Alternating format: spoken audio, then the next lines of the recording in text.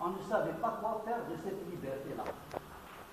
Et quelques-uns l'avaient gaspillé, d'autres l'ont transformé malheureusement en dictature, en nouvelle dictature.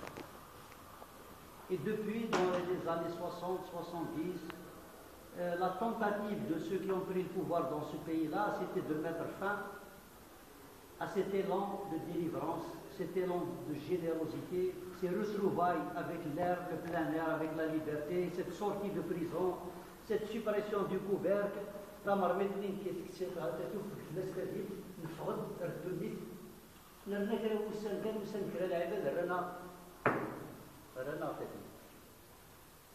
alors c'est ce que je raconte dans mes ouvrages. Le premier ouvrage que j'ai écrit, j'étais journaliste au matin. Le matin, il était dirigé par Benchico.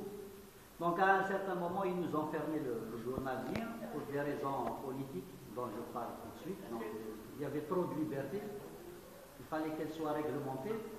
Donc pendant toute l'époque où j'étais au matin, j'ai eu la chance donc d'être en même temps sur le terroir, en même temps dans la montagne kabyle, en même temps j'avais un pied dans la capitale à travers le journal. Qu'est-ce que je faisais? Je faisais des reportages sur la kabylie. Et ma hantise à moi, ma question perpétuelle qui se pose encore aujourd'hui, c'est être kabyle. Être kabyle, c'est quoi? ما كاين وين ترسكش اسير كي دا قبايل ما كاين وين دا قبايل دا شوك اسير مثلا تقراون دا شي الا داخل تقراون تا اذا ما نزلت يسكير donc je suis intrigué par cette réponse là. On peut l'étendre, hein? Être algérien c'est quoi? Là c'est la même question sur un espace plus important. Et on peut même retourner un peu plus profondément. Être berbère, c'est quoi? Être mozabite, chaoui, kabyle et tout ça. Quel est le fond commun? Qu'est-ce qui nous distingue aujourd'hui de l'espagnol, du grec, du méditerranéen? Qu'est-ce qui nous distingue de l'australien? Qu'est-ce qui fait qu'on est différent en dehors de l'aspect de la couleur? Maintenant, on est différent des Africains noirs. Quel est ce contenu qui fait que nous sommes nous et différents des autres? Et c'est à cette question que j'ai voulu répondre dans ce traité. C'est un essai d'ethnologie, c'est un essai d'ethnologie kabyle, où à travers des reportages, une vingtaine de reportages, je réponds à cette question des contenus de la kabilité par les savoir-faire, les savoir-vivre et les savoir-être. Le triptyque du savoir-faire, savoir-vivre, savoir-être, c'est ce qu'on définit par le terme civilisation. Un peuple civilisé, c'est un peuple qui a des savoir-faire, qui transforme en savoir-vivre et qui l'expose à l'universalité en savoir-être.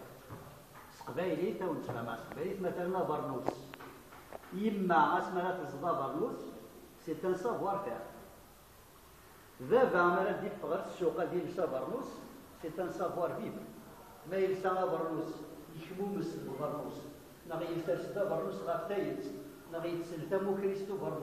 c'est des postures de savoir-vivre. Et savoir-être, c'est transformer le Burnousni en symbole.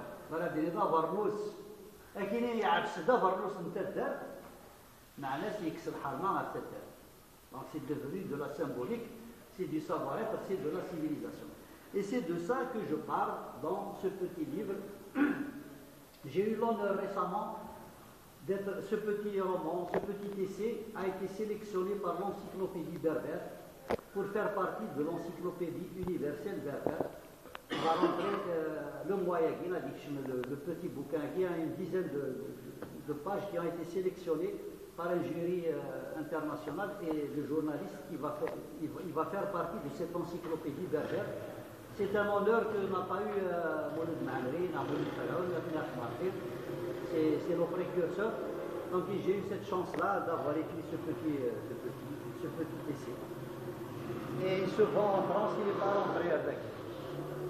Je suis en négociation avec l'éditeur L'Armatan et l'éditeur Daglaou Daglaou pour faire une coédition. Oui, l'édition Tira, l'éditeur L'Armatan a dit Soufawaye en France. Donc en 2009, dans la suite de cette série de reportages qui est paru en France comme bouquin, j'ai écrit un roman comme réponse à cette question être kabyle, c'est quoi? Alors ça a donné cette œuvre qui s'appelle Les Derniers Kabyles, le Qbaili Ngoura.